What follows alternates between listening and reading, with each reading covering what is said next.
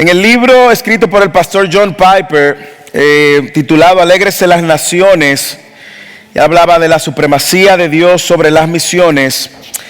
Él tiene una frase que es una frase que debe de retumbar en nuestros oídos para nosotros poder entender el propósito de alcanzar al perdido.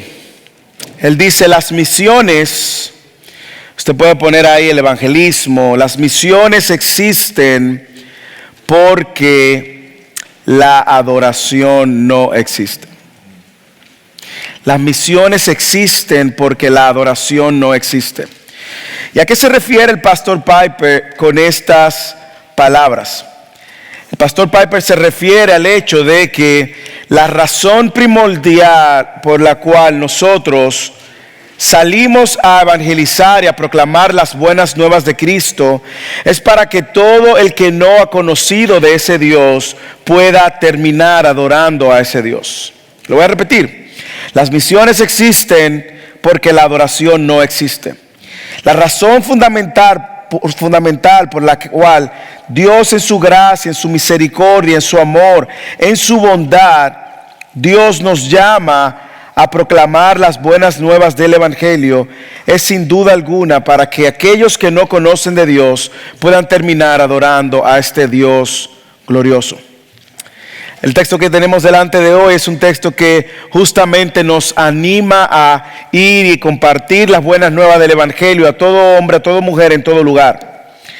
Y ha sido un recorrido súper interesante el poder llegar juntos por más de 86 sermones, llegar juntos al final de la narrativa de Mateo, el Evangelio, las buenas nuevas de Mateo, según su audiencia hacia los judíos a cual él perseguía alcanzar. Ha sido de mucha bendición y de mucho gozo, y poderlo hacerlos juntos ha sido aún más de mayor bendición y mayor gozo. Mateo ha venido presentando a Jesús como Rey, como Dios, como Señor, y lo interesante es que Jesús como Rey, Señor y Dios demanda que sus discípulos pues vayan a proclamar a otros la bendición de que conozcan a ese Rey, Dios y Señor. De hecho, todo rey, en todo imperio, en todo reinado, demanda que sus súbditos obedezcan a sus órdenes. Cuanto más Jesús, que no solamente es Rey, sino que también es Dios y Señor, nos manda a que vayamos. Así que yo le invito una vez más a que leamos el texto, los versículos finales de Mateo, en el versículo 16 al 20, donde escuchamos las palabras de Jesús al comisionar, a enviar a sus discípulos. Este texto es conocido como la Gran Comisión en muchos contextos, y es el texto que nos recuerda para qué Mateo narró todo lo que él ha venido narrando. ¿Para qué Mateo ha venido compartiendo las buenas nuevas de Cristo, de Jesús como Dios y Rey? Y así culmina Mateo con sus últimas palabras. Lea conmigo, versículo 16. Pero los 11 discípulos se fueron a Galilea, al monte que Jesús le había señalado. Y cuando lo vieron, lo adoraron. Algunos dudaron. Y acercándose Jesús les dijo: toda autoridad me ha sido dada en el cielo y en la tierra. Vayan pues y hagan discípulos de todas las naciones, bautizándolos en el nombre del Padre, del Hijo y del Espíritu Santo, enseñándoles a guardar todo lo que les he mandado. Y recuerden, yo estoy con ustedes todos los días hasta el fin del mundo. Qué manera de terminar un evangelio y qué manera también de mostrar a Cristo como Rey, Señor. Mire, este texto, al estudiarlo en detalle, ha saturado mi corazón de ver cómo Mateo intencionalmente ha querido presentar a Jesús como Dios, a Jesús como Rey, a uno que tiene y ha recibido toda la autoridad. Y así termina Mateo exaltando, haciendo una exaltación de Cristo como Señor y Rey. Y en el día de hoy, nosotros vamos a ver en este texto el llamado que tenemos a obedecer al Rey. De ahí el título del sermón, la obediencia al Rey. la obediencia al rey. Cuando nosotros vemos el texto, una vez más le digo, y todo el evangelio, vemos a Jesús como Dios, como Señor. Mateo presentándonos a Jesús como el rey que iba a venir. Pero también vemos cómo ese Señor y Dios envía a sus discípulos, a sus seguidores, a proclamar las buenas nuevas a todas las naciones, las buenas nuevas del reino. Hay un nuevo reino. Ya no es el reino de Satanás que gobierna. Hay un nuevo reino, hay un nuevo rey, hay una nueva manera ahora de acercarnos a Dios. Y es por medio de este rey. Así que por la autoridad que Jesús ha recibido, por quien Jesús es y por quien Jesús es presentado en este evangelio, nosotros estamos llamados a obedecer y a ser discípulos para su reino. Déjeme enseñarle 3 razones por la cual nosotros tenemos que obedecer a ese rey. O 3 cosas que debemos de hacer en la medida que este texto nos muestra a Jesús como rey. Lo primero es que debemos de reconocer la autoridad del rey. Reconoce la autoridad del rey, esa autoridad que ha sido dada. Lea conmigo el versículo 16 al 18, otra vez. Pero los 11 discípulos se fueron a Galilea, al monte que Jesús le había señalado. Y cuando lo vieron, lo adoraron, pero algunos dudaron.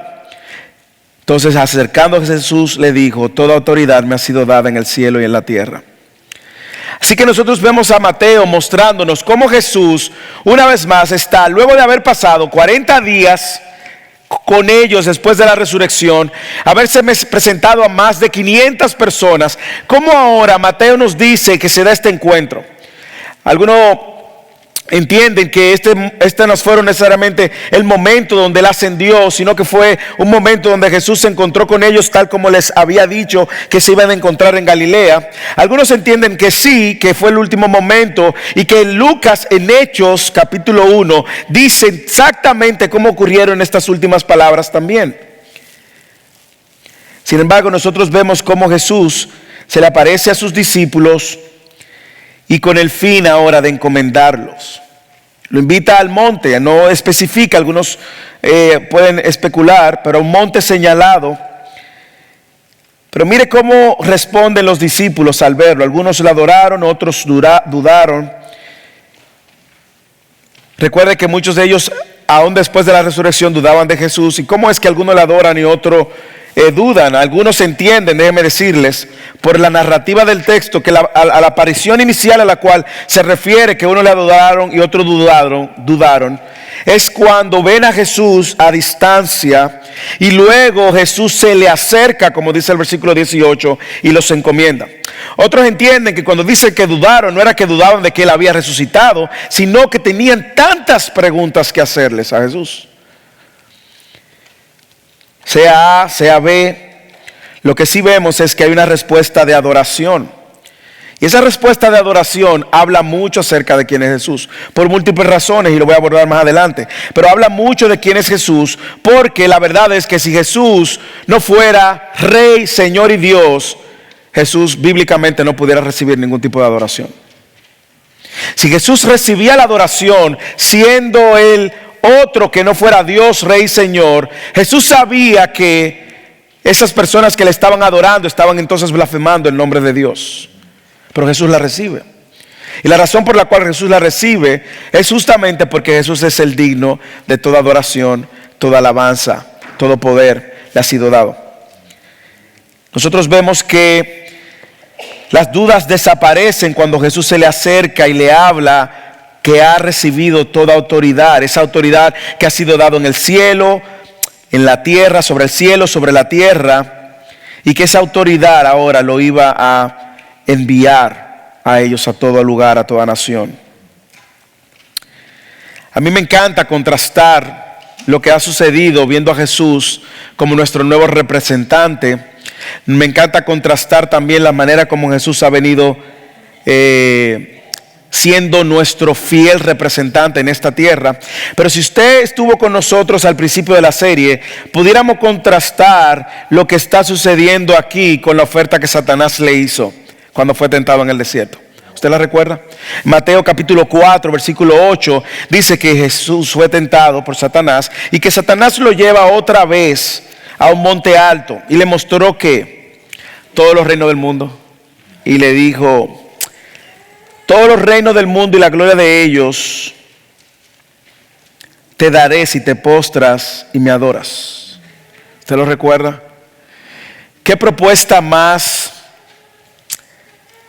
ridícula cuando usted la contrasta con todo lo que Dios le había prometido en la eternidad pasada?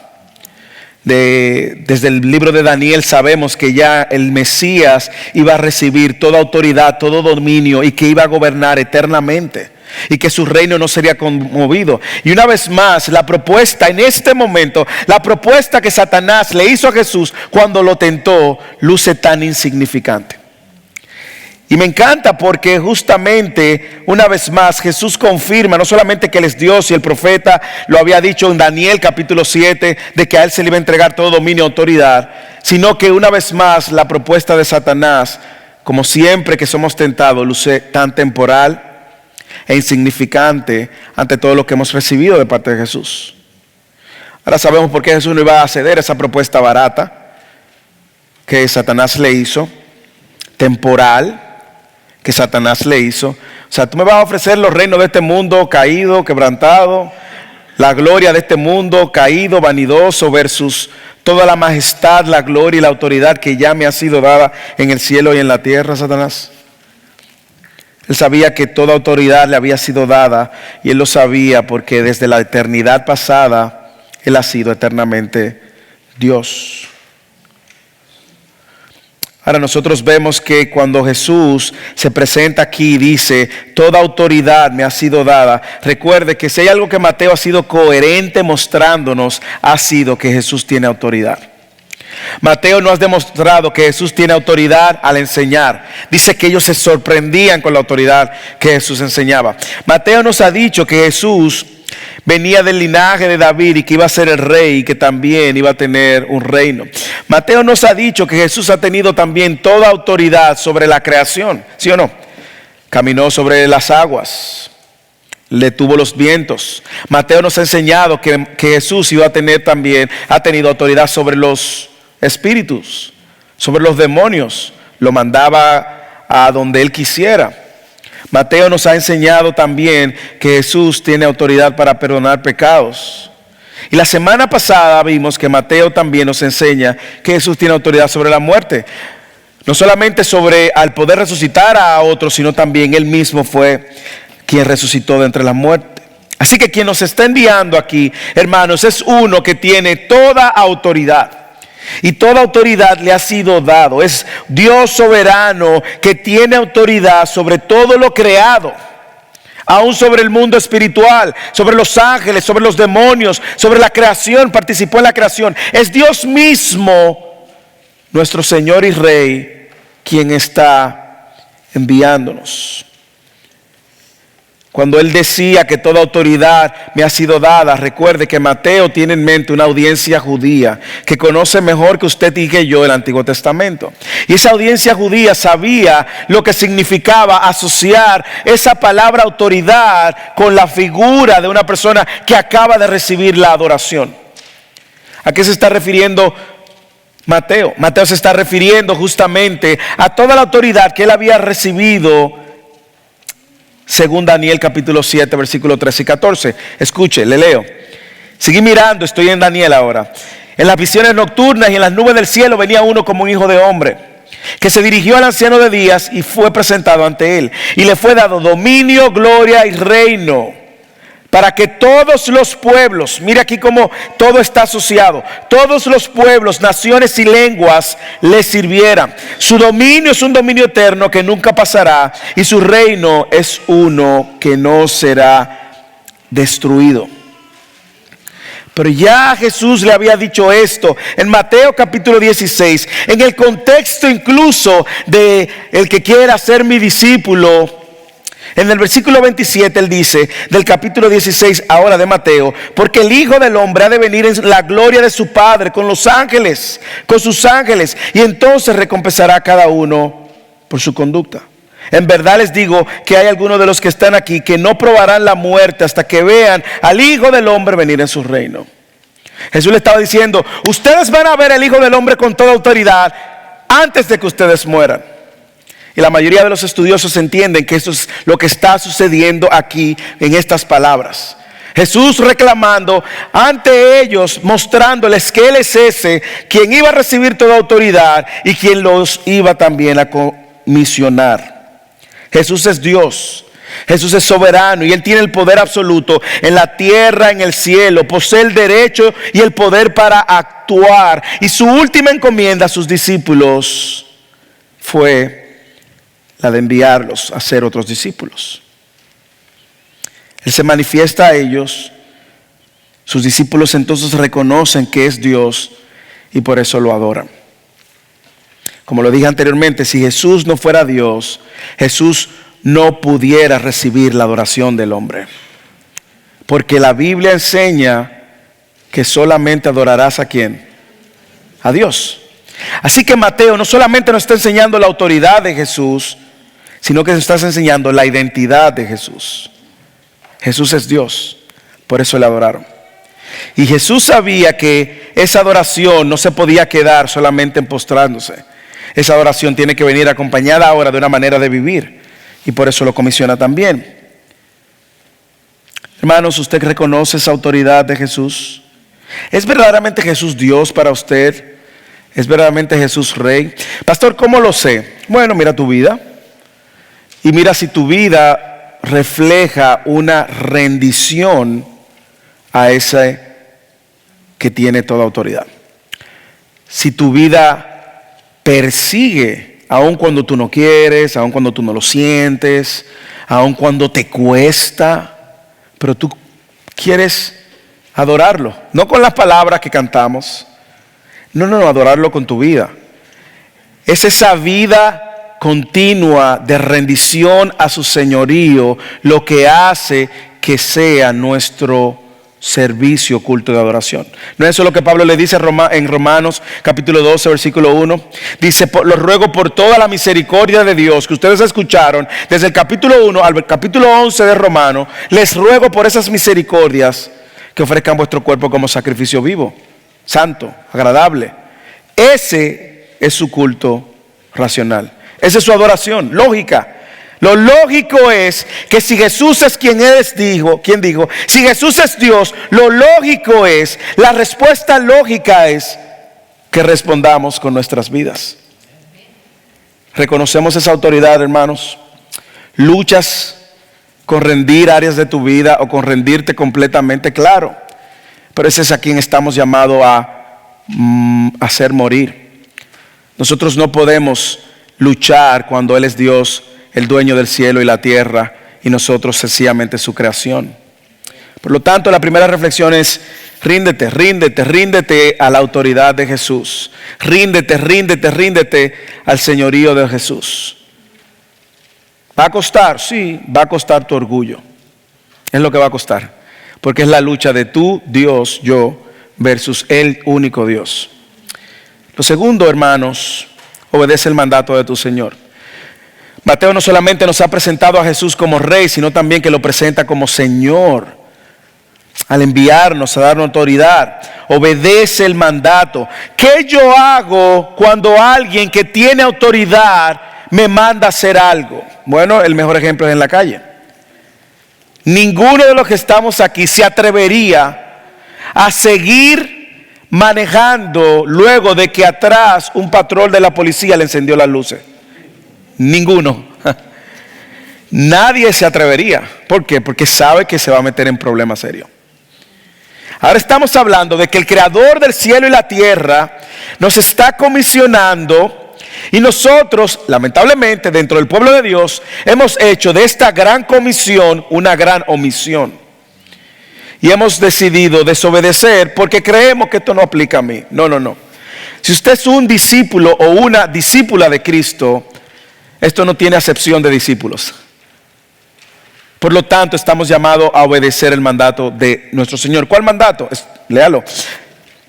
Mateo cerrando, el versículo 19 al 20. 20a. Vayan pues y hagan discípulos a todas las naciones, bautizándolos en el nombre del Padre, del Hijo y del Espíritu Santo, enseñándoles a guardar todo lo que yo os he mandado.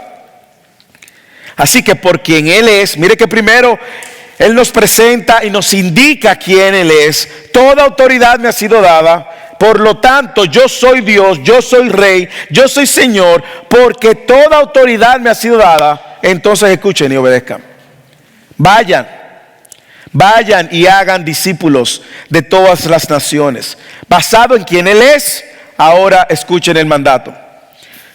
Y a mí me encanta que sea basado en quien Él es y no en quien nosotros creemos que Él es. Me encanta que es basado en quien Él es y en la autoridad que Él tiene y no en lo que nosotros queremos. Le está diciendo, vayan. Algunos entienden que el verbo, y quiero ser lo más fiel posible al texto, y lo voy a aclarar de la manera más simple posible. Ese verbo de ir aparece en el texto original en participo. Eso es una manera de decir que la fuerza no está en el ir, sino en el hacer discípulos. Sin embargo, la estructura gramatical del texto, no quiero que se me pierdan, indica que todo verbo imperativo que lo antecede otro verbo en participo, ese verbo se convierte en imperativo. Por lo tanto, aquí tenemos dos verbos en imperativo. Y lo que Jesús está diciendo, hay algunos que lo traducen mientras ustedes van. Esa es la manera si solamente fuera un participo. No. La manera más fiel es para traducir, vayan y hagan. Vayan y hagan. Por lo tanto, no es opción, es un mandato. Y aquí es donde nosotros recibimos, como dije, lo que llaman la gran comisión. Así que Jesús vino a hacer en su ministerio de la tierra un ministerio que no solamente es el establecimiento del reino, sino un ministerio que cuente con la expansión de su reino por medio de la proclamación de las buenas noticias.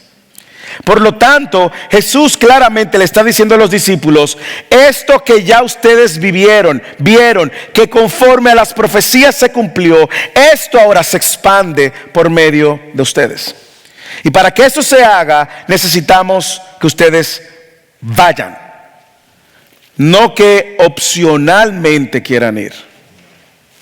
Ustedes van y le voy a decir que ustedes van a hacer mientras vayan. Recuerde que cuando vemos esto, Jesús no tiene en mente solamente ir a evangelizar, lo cual no está mal. La evangelización siempre va a ser un paso que antecede el discipulado. Pero tiene que ir más allá. Lo que Jesús le está diciendo, vayan y hagan discípulos. Hagan discípulos. Y esos discípulos, quien los va a traer al entendimiento de que necesitan un Salvador, es el Espíritu de Dios. Pero ustedes no saben a quién el Espíritu de Dios va a traer a convicción. Por lo tanto, ustedes salen y vayan a todos, aun aquel que usted menos espera que pueda venir a Dios. Y a mí me encanta que Mateo ya nos ha dicho qué tipo de discípulos Él quiere que hagamos. ¿Sí o no? Mateo capítulo 28, versículo 24. Mateo capítulo 16, versículo 24. Él les dijo estas palabras. Entonces Jesús le dijo a sus discípulos, si alguno quiere venir en pos de mí, ¿qué debe de hacer? Usted lo sabe. Niéguese a sí mismo, tome su cruz cada día y sígame. ¿Y por qué tiene que ser ese tipo de discípulos? Porque ¿qué no existe otro tipo de discípulos? Cuando nosotros vamos a enseñarle a alguien las buenas nuevas y una persona ya ha decidido seguir a Cristo, las expectativas de quién es un discípulo no la ponemos nosotros, aunque aparezca en cualquier otro libro, hermano. La puso Cristo. Y dice, si alguno quiere ser mi discípulo, niéguese a sí mismo, tome su cruz cada día es cada día, y sígame. ¿Por qué Jesús tiene que ser de esa manera? ¿Por qué no puede ser? Tú sabes, yo tengo mi versión y yo un poquito cuando puedo, lo que me sobra, o sí, pero a veces, mira, ahora no me conviene, Jesús, tú sabes, no me conviene negarme a mí mismo, o no, ¿por qué tiene que ser así? El texto dice en el versículo 25 de Mateo 16, porque el que quiera salvar su vida, el que quiera vivir para sí mismo y no para la gloria de Dios, el que quiera salvar su vida, la va a perder, pero el que pierda su vida por causa de mí, la hallará. Perder su vida por causa de Cristo es lo mejor que puede hacer un discípulo de Cristo. La tensión, hermanos, es que nosotros no vemos esa parte sacrificial que Dios nos ha llamado como discípulo de Cristo. Y Él sigue diciendo, pues ¿qué provecho obtendrá un hombre si gana el mundo entero, pero pierde su alma? ¿O qué dará un hombre a cambio de su alma? Y luego el versículo 27, él dice, porque el Hijo del Hombre va a venir en su gloria de su Padre con los ángeles y recompensará a cada uno. Hermanos, es que no hay otra manera de ser discípulo de Cristo si no es entendiendo que seguir a Cristo es un llamado de entrega total y absoluta, donde nuestras vidas se entregan sin condiciones, tomando las decisiones que tengamos que tomar y costando lo que pueda costar. Y cuando Jesús le dice a sus discípulos, vayan y hagan discípulos, Jesús tiene en mente este tipo de discípulos. De hecho, no fue así que vivieron los discípulos el resto de su vida, sacrificialmente, entregando su vida por la causa de Cristo. Y nosotros decimos, no, es que eso nada más fue cosa de los discípulos. No. Si no, el texto no dijera, yo estaré con ustedes hasta el fin del mundo. Porque los discípulos no vivieron hasta el fin del mundo. A mí me encanta que Jesús no solamente nos manda, sino que nos pone muy claro. Mire la manera tan específica de este mandato. Primero él dice, nos deja claro a quién comisiona. ¿Quiénes son los que van a ir? Señores, discípulos de Cristo, discípulos de Cristo. Los que van a salir a evangelizar son todos aquellos que dicen ser seguidores de Cristo. Los que van a salir a ser discípulos son todos aquellos, y Jesús lo deja claro. Por lo tanto, el llamado es para cristianos. Y esa es la primera pregunta. ¿Es si usted es un discípulo de Cristo, hermano? Si usted es un discípulo de Cristo, si usted es un seguidor de Cristo, y si usted ese deseo de vivir para la gloria de Cristo y servir fielmente a Cristo, si usted es de eso, entonces esto es para usted. Si usted no es de eso, entonces tenemos otra conversación que tener, que antecede esto. ¿De acuerdo? ¿Por qué? Porque todavía Dios no es su Señor. Probablemente.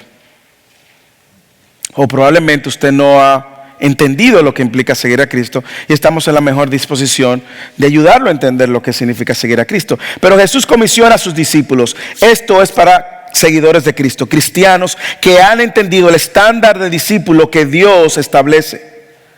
Eso no es solamente para pastores, hermanos, o para evangelistas, o para el que sabe más de la palabra, o el que enseña, o el líder de grupo de crecimiento. No.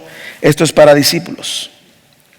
Así que Él comisiona a sus seguidores y principalmente inicia con los discípulos, pero la gran comisión en sí mismo deja claro que esos discípulos iban a ser discípulos que hagan discípulos. Y que iban a ser discípulos que hagan discípulos, haciendo discípulos que hagan discípulos a través de la historia, enseñándoles a guardar todo lo que yo os he mandado, incluyendo esto. Así que Jesús deja claro a quién Él comisiona. Segundo, me encanta hacerle pregunta al texto, ese mandato al rey, ¿dónde Él nos dice que debemos de ir? Bueno, léalo, hagan discípulos de todas las naciones. Eso en este contexto es muy fácil, si se pudiera decir, porque aquí tenemos gente de diferentes naciones. Pero cuando Él habla de hacer discípulos a todas las naciones, automáticamente yo tengo que quitar de mi mente las naciones que a mí me gustan solamente. Tengo que quitar de mi paradigma solamente la gente que a mí me gusta. O quitar de mi preferencia solamente aquellos que tienen la religión que a mí me gusta. Cuando Él habla de hacer discípulos a todas las naciones, usted tiene que pensar en todo tipo de lengua, tribu, nación. Lo que te gusta, lo que no te gusta, lo que son de tu agrado, lo que tienen el color que a ti te gusta, el olor que a ti te gusta. No. Aquí no hay excepción. Aquí entran todos. Y Él los manda a todas las naciones. Déjeme decirle algo, y esto es lo que me encanta de este versículo que está cerrando. Porque desde el capítulo 1 Jesús viene diciendo que Mateo viene diciendo cómo en Jesús se cumple todo el Antiguo Testamento. Y Mateo nos ha dicho desde su genealogía que Él venía del linaje de David, eso lo sabemos. Pero también algo importante, nos dice que Jesús venía también del linaje de Abraham. Y en Abraham nosotros vemos unas promesas particulares que se dieron, que solo se cumplen en Jesús. ¿Cuáles?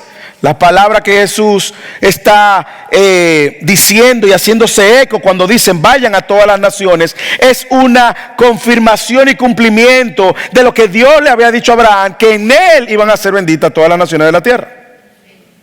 Ahora, eso se cumple en Jesús, porque Jesús viene de ese linaje de Abraham también. Más aún, en la genealogía de Jesús ya aparecen gentiles de otras naciones. Recuerde que la audiencia es judía y los judíos solo creían que la salvación era para ellos. ¿Ok? Y Jesús le está diciendo, no, tienen que ir a todas las naciones. Como se le dijo a Abraham allá, que en él iban a ser benditas todas las naciones de la tierra, en mí ahora se cumple eso que se dijo en Abraham. De hecho, lea Mateo capítulo 1. De hecho, usted puede volver el inicio de la serie y a través de Spotify, iTunes y podcast o YouTube, usted puede ver toda la serie completa. Pero cuando vimos la genealogía, aprendimos que habían 4 mujeres que eran gentiles. ¿Usted la recuerda? No solamente que eran gentiles, eran bien descalificadas por la sociedad, algunas de ellas. Nosotros vamos a ver que está Tamar, que usted recuerda la historia de Tamar, en la genealogía de Jesús, señores, Mateo 1. Tamar, quien fingió que ser una ramera para acostarse con quién, con Judá, ¿para qué? Para procrear. Ahí está en la genealogía de Jesús. ¿Quién también aparece? Aparece Rahab, otra ramera que escondió a los espías que fueron a Jericó. Ahí aparece la genealogía de Jesús. ¿Quién también aparece? Ruth, moabita. Usted lo recuerda, gentil, que es la heroína que lleva un libro a nombre de ella. Era gentil. Aparece en la genealogía de Jesús. ¿Quién más? Betsabé. Aparece en la genealogía de Jesús. Esposa de Urías, el eteo, que era del ejército de David, con quien David se acuesta. Aparece en la genealogía de Jesús. En Mateo 2, ¿qué nosotros vemos? En Mateo 2 nosotros vimos que vinieron sabios ¿de dónde? De otras naciones. En el nacimiento eran paganos, no eran judíos, y seguían la estrella y llegaron donde Herodes. Es aquí que van a ser el rey. ¿Cuál rey? Díganme ustedes cuál rey. ¿Ustedes lo recuerdan? Y ellos llegaron y fueron al lugar ya cuando María y José estaban con su niño, y dice que se postraron y la adoraron. Gentiles. En Mateo capítulo 8, Jesús afirmó la fe de un centurión romano, gentil, pagano, que había pedido un milagro de sanar a su siervo. En Mateo 8. ¿Y qué le dijo Jesús a ese romano, centurión, pagano? Dice que estas palabras: en verdad les digo que en Israel no he hallado a nadie con una fe tan grande. Y les digo que vendrán muchos del oriente y del occidente y se sentarán a la mesa de Abraham. Jesús está hablando oriente y occidente, está hablando de naciones fuera de Judea, de Israel, que iban a venir y se iban a sentar con Abraham, Isaac y Jacob en el reino de los cielos. O sea que en Mateo 8 ya Jesús está hablando de cómo las naciones iban a ser alcanzadas por esta gran comisión. Más aún, usted recuerda la fe de la mujer cananea que vimos también. Esta mujer cananea en el capítulo 15 de Mateo, que gritó: Jesús, hijo de David, ten misericordia de mi hija que está endemoniada. ¿Usted lo recuerda? Esa mujer era también una mujer cananea, no judía. Y Jesús le respondió: yo no he venido en este tiempo, no es para las ovejas perdidas, he venido para las ovejas perdidas de la casa de Israel. Pero ella se postró y le dijo con fe: Señor, ayúdame. Y él le dijo: no está bien yo tomar el pan de los hijos y echárselo a los perritos. Así se referían a los gentiles. Y ella respondió: sí, Señor, pero también los perritos comen de las migajas que caen de la mesa de sus amos. Y Jesús le dijo: oh mujer, grande es tu fe, que te suceda como desea. Y su hija fue sanada. Así que Jesús hizo sus milagros tanto para judíos, pero también para las naciones. Y ahora Él está mandando a sus discípulos, recordándoles que las naciones iban a ser alcanzadas por el mensaje del Evangelio. Y si no es así, por eso está usted aquí, hermano y hermana, porque de una manera u otra fuimos alcanzados. Jesús está cumpliendo ahora la promesa de que todas las naciones serían benditas por medio de Él. A mí me encanta que Él no solamente dice a quién llama, a dónde van a ir, sino también que le dice qué vamos a hacer. Lea el versículo: bautícenlo en el nombre del Padre, del Hijo y del Espíritu Santo. Y nosotros ya sabemos que el bautismo en este contexto es una confesión pública de que son seguidores de Cristo. Juan el Bautista bautizaba a judíos, que era un símbolo que se usaba antes por los religiosos judíos que bautizaban a los paganos para que se convirtiera al judaísmo. Juan dice, no. Los que se bauticen ahora es para seguir ese Mesías que viene. Y Jesús le dice, bautícenlos. Esa confesión pública de que ahora ya no son ni judíos ni griegos, sino son discípulos de Cristo. Bautícenlo. Nosotros vemos claro aquí algo que tristemente ha estado oculto en la iglesia tradicional, en la iglesia católica. La razón por la cual nosotros no bautizamos niños infantes es porque lo que vemos en Mateo 28 es que quienes se bautizan son discípulos de Cristo. Son gente que entiende el Evangelio. Son gente que ha decidido seguir el Evangelio. Son gente que ha entendido lo que implica seguir a Cristo. Y como están comprometidos con eso, se bautizan por inmersión, tal como Jesús lo enseñó y como Él fue bautizado. Yo sé que en el Nuevo Testamento hay una tensión, tristemente, una escuela de gente y corriente de iglesia que dice que se debe de bautizar en el nombre de Jesús solamente, porque así se bautizó en algunas cartas que vemos y en Hechos en el Nuevo Testamento, no entendiendo el contexto.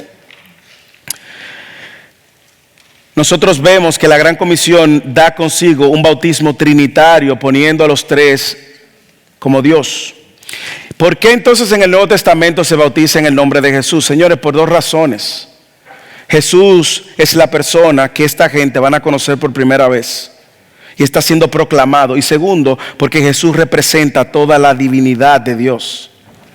No es que ese bautismo es mejor que este.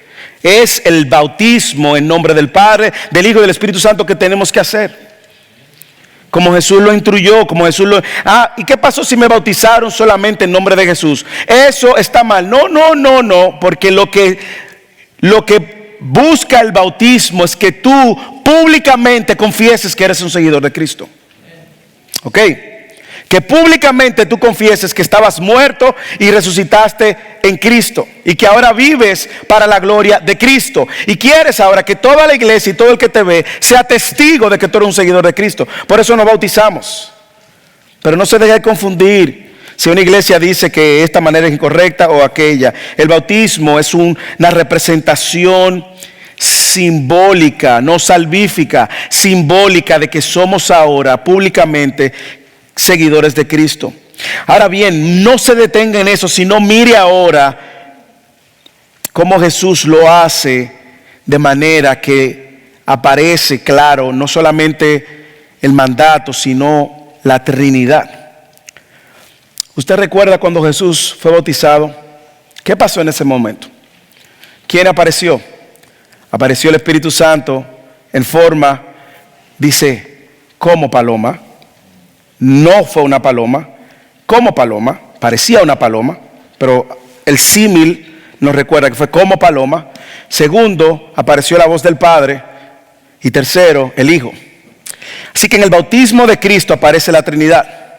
Y ahora en la Gran Comisión, Jesús, cuando bauticen, háganlo en la Trinidad, en nombre de esta Trinidad. Y Jesús pone al mismo nivel al Padre y al Espíritu Santo.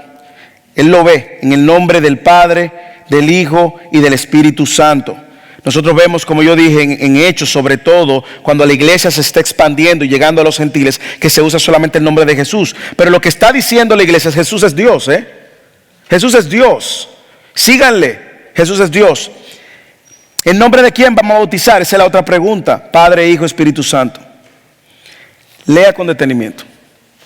Y mire la Trinidad en este texto. Bautizándolos en el nombre. ¿En el nombre es plural o singular?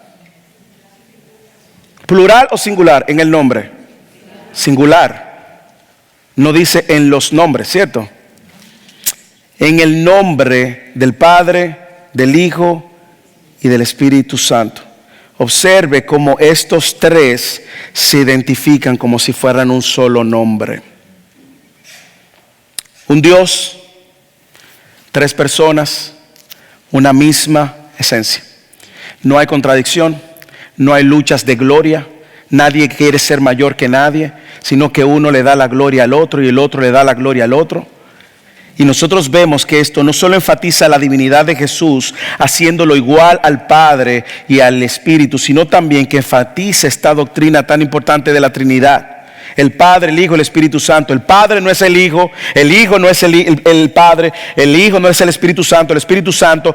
Hay una herejía que salió a principios de los siglos que se llama modalismo, que dijo que Dios es una sola cosa y que toma forma diferente. No, usted lo puede ver en esta declaración y también en el bautismo de Cristo, pero no. Y la razón por la cual Jesús ordena a los discípulos a bautizar en el nombre del Padre, del Hijo y del Espíritu Santo es justamente porque Jesús le está diciendo: estos son tres personas, pero es un solo nombre, es un solo Dios. Y más aún, no solamente nos enseña en nombre de quién, dónde vamos, quiénes van, sino también nos enseña qué vamos a enseñar cuando hagamos discípulos. Usted lo ha visto en el texto. Enseñándoles a guardar todo lo que yo os he mandado. Así que obedecer el mandamiento de nuestro Señor implica saber quiénes van. Todo el que es seguidor de Cristo, y usted responde esa pregunta, usted es un seguidor de Cristo. Segundo, ¿a dónde van? A todas las naciones. Así que no podemos hacer excepción de nación. Tercero, también nosotros vamos a ver qué vamos a hacer discípulos bautizándolos. El bautismo es importante, es una gran enseñanza. Cuarto, ¿en nombre de quién lo vamos a hacer? En nombre de un Dios, tres personas. Pero mire también qué vamos a enseñar: guardar todo lo que Él les ha mandado. Nuestro Dios, nuestro Señor, nos enseña que a la hora de hacer discípulos, mi testimonio no es lo más importante. No, que yo fui al infierno, y en el infierno vi a Michael Jackson, y en el infierno vi también, y Dios quiere librarte del infierno, arrepiéntete. Mi testimonio no es lo más importante, hermanos. Lo más importante es enseñar lo que Jesús enseñó. Porque enseñando lo que Jesús enseñó, tenemos la garantía de que van a ser discípulos que se parecen a Jesús, no a usted. Si usted pudiera en algún momento hacer un recorrido de Mateo, usted va a recordar algunas de las cosas que Jesús le enseñó a sus discípulos para que vivan de una manera que agraden a Dios, al Rey. Hermanos, de eso se trata la vida cristiana. Es como todo lo que yo hago trae gloria a Dios, no a mí. En Jesús, en el capítulo 5, en el Sermón del Monte, Él enseñó quiénes eran verdaderamente los bendecidos. Bienaventurados los que son de limpio corazón, bienaventurados los pobres de espíritu, los que están en una bancarrota espiritual, que saben que no tienen manera de pagar la deuda que tienen con Dios. Él enseñó en el capítulo 5, versículo 13, a ser sal y luz. Le enseñó también que Jesús cumplió la ley. Le enseñó en el capítulo 5, 21, 26 que lo que era estar airado y cómo tú también te convertías en un asesino cuando te referías a tu hermano de una manera u otra. En el capítulo 5, 27 le enseñó acerca de la lujuria y el adulterio. De hecho, le enseñó acerca del divorcio y del matrimonio. En el capítulo 5 le enseñó acerca de jurar en vano y no jurar en vano. No usar el nombre de Dios en vano. Él le enseñó también de no pagar mal por mal, ojo por ojo. Le enseñó a amar a sus enemigos. Le enseñó a dar a los necesitados. Jesús le enseñó cómo orar. Jesús le enseñó cómo ayunar. Jesús le enseñó acerca de la importancia de hacer tesoros en los cielos. Jesús le enseñó en el capítulo 6 de Mateo acerca de no afanarte por las cosas de este mundo. Le enseñó también a no juzgar hipócritamente. En el capítulo 7 le enseñó a pedir y a buscar, a llamar, porque el que busca, pide y llama, encontrará respuesta. En el capítulo 7 le enseñó acerca de cuál es la puerta estrecha versus la puerta ancha que lleva a la perdición. En el capítulo 7 le enseñó acerca de los falsos maestros que van a estar todo el tiempo, falsos discípulos, falsos maestros, falsos profetas. Y le enseñó también cómo un hombre sabio edifica sobre la roca que es Cristo. Eso solamente fue un solo sermón. Y en Mateo él da 3 sermones. ¿Qué vamos a enseñar? Todo lo que Jesús enseñó, hermanos. Por lo tanto, escuche bien, nadie se gradúa de discípulo de Cristo. Nadie. Nosotros vamos a ser discípulos aprendices hasta que Cristo regrese o lo mande a buscar. Y cuando usted esté delante del Señor, todo usted lo va a entender. Mientras tanto, Enseñamos lo que Jesús enseñó. Enseñemos y comprometámonos a enseñar lo que Él enseñó, no lo que está de moda, no lo que le gusta a la gente, no lo que la gente quiere escuchar. Hermanos, nuestro compromiso aquí es con enseñar la palabra de Dios. Y eso nos va a tomar toda la vida. ¿Cuándo vamos a terminar, hermanos? Cuando Cristo venga. Porque si un libro de 28 capítulos nos tomó casi 2 años, imagínense los 66 libros. No tenemos prisa, pero enseñar a guardar todo lo que Él ha guardado. Eso sí lleva una responsabilidad de usted como discípulo. Para yo enseñar todo lo que Jesús ha guardado, yo tengo que aprender todo lo que Jesús enseñó. Y quiero llamarle la atención a los hermanos que no sé por cuál razón no se están uniendo a Fidelis. Venga Fidelis, hermano, que es gratis para la iglesia.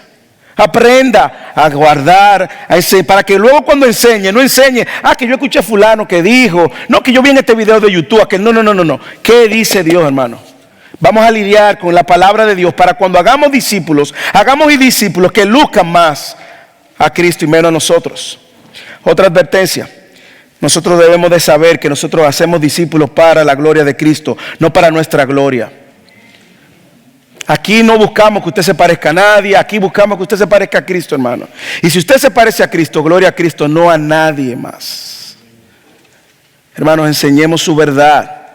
Y mientras enseñemos su verdad, hagamos discípulos para la gloria de Cristo.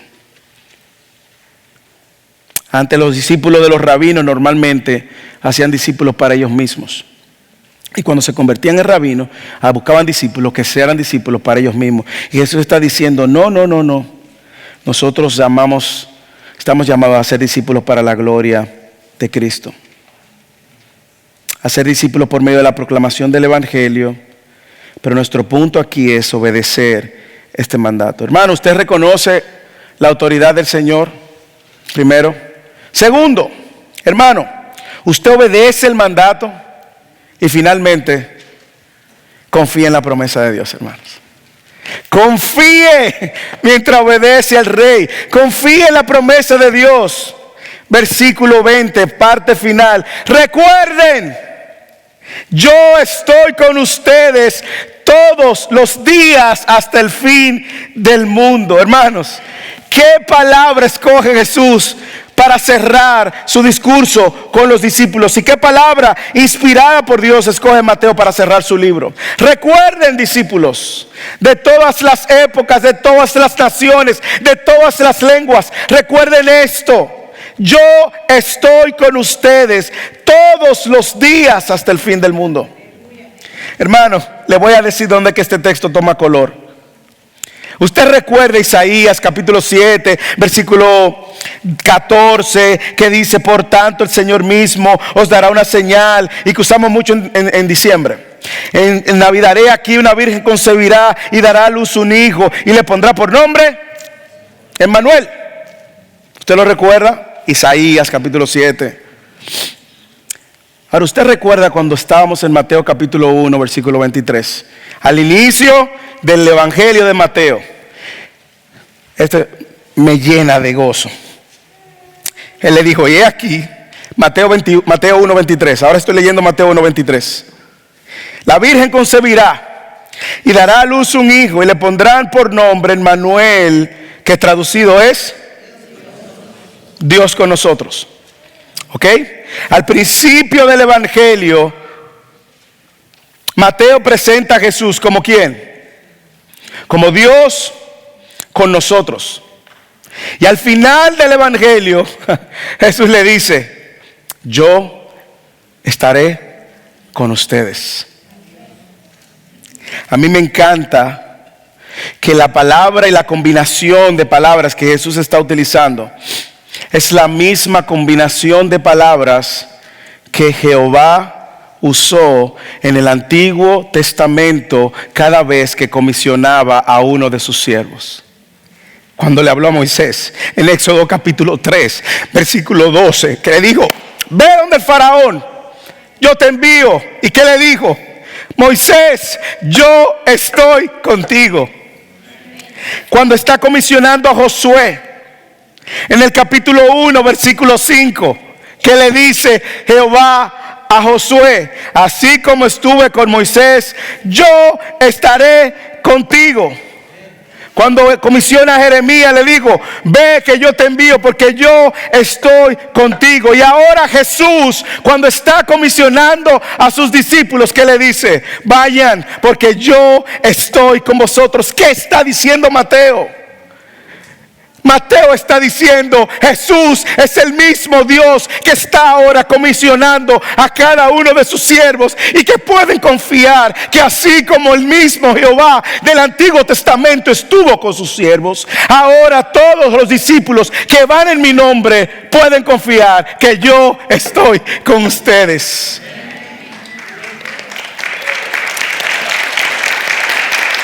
Todos los días. Todos los días, todos los días, hermanos, hermanas, que no le quepa la menor duda. Escuche, esto no se trata de que si hoy yo lo sentí, que Él estuvo conmigo, mañana lo sentí, que no estuvo conmigo. Hermanos, escuche, el llamado de ser discípulo tiene muchos matices dependiendo de la etapa que usted está viviendo. Es un solo mandato. Pero escuche lo que le voy a decir, padres. Ustedes están discipulando a sus hijos. Y ustedes están ahí compartiendo el evangelio y están cansados porque no ven ningún tipo de frutos. Ustedes se sienten frustrados. Señores, pero confíen que Dios está con ustedes todos los días. Sus hijos vengan a Cristo o no vengan a Cristo, eso usted no lo puede controlar. Pero usted sí puede controlar, ser fiel, enseñando a guardar a sus hijos lo que Jesús enseñó. Usted sí puede ser fiel modelándole a Cristo en su hogar. Usted sí puede ser fiel cada oportunidad de tensión, de indisciplina, de desobediencia, apuntar a su hijo a Cristo. Usted sí puede ser fiel en eso. Salvarlo no, la salvación es del Señor. Pero mientras tanto, cuando usted se siente frustrado, frustrada, desanimada, porque usted no ve fruto, hermano, usted dice: cada día este niño se me transforma en Satanás. Le digo que confíe porque Dios está con usted todos los días. Quizás es con tu matrimonio que tú estás que ya.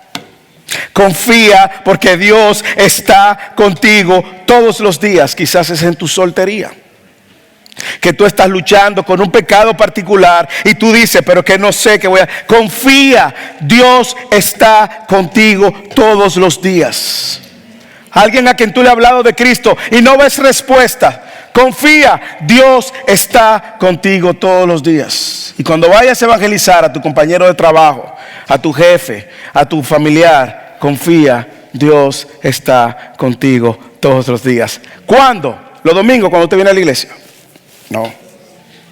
Hermano, ahí cuando usted no lo siente, ahí cuando usted siente que usted es un desastre, ahí cuando usted siente que su familia se le ha vuelto un desastre, ahí cuando usted siente que no tiene esperanza y que ya tiró la toalla, ahí, recuerde: yo estoy con vosotros todos los días. Qué glorioso, hermanos. Qué glorioso, hermanos. Así que, hermanos, vayamos valientemente, salgamos confiadamente, evangelicemos diligentemente, enseñemos fielmente, sirvamos sacrificialmente, confiemos completamente y hagamos esto, todo esto, para la gloria de Dios solamente, hermanos. Vayamos servir y hagamos discípulos a todas las naciones en todo lugar. Quien nos envía es Jesús, nuestro Rey, nuestro Señor y nuestro Salvador. Y Él merece que sus discípulos obedezcan fiel, confiada, diligente, sacrificial, completamente para la gloria de Dios solamente. ¿Cómo respondemos, hermanos? Con nuestra vida en adoración. Yo quiero que usted incline sus ojos ahí y que me dé un minuto, solamente un minuto, para orar por usted. Y que usted venga delante del Señor y se presente delante del Señor. Y presente su corazón, presente su vida, presente su andar en el Señor, en fe. Y que usted primero evalúe qué discípulo es usted. Es un discípulo obediente. Te cuesta obedecer, rendirte a su señorío, a la autoridad. te cuesta obedecer a su mandato y probablemente te cuesta confiar. ¿Por qué no traes eso delante del Señor? Y abiertamente le diga: Señor, yo no puedo, no sé, pero yo estoy aquí y quiero ser obediente a lo que tú me estás invitando. Si en esta tarde hay alguien que nos visita y no ha entregado su vida a Cristo, hay alguien que nos visita, nosotros te presentamos a ese Cristo que es Dios y Señor, a quien un día tú vas a tener que postrarte y darle cuentas. Y si tú también quieres entregar tu vida a Cristo, también vamos a orar por ti. Ellos van a cantar una canción y yo voy a estar aquí esperando por cualquiera que quiera que ore. Mientras ellos cantan, yo voy a estar aquí delante, y cualquiera que quiera que ore, venga aquí delante. Siéntese en la libertad de rendirse delante de Dios. Si tú también estás cansado o cansada, ven aquí delante. Si tú quieres que el Señor te enseñe, ven aquí delante. No dejemos pasar este cierre del libro. Venga a tu reino, rindiéndonos al verdadero Rey. Padre, gracias.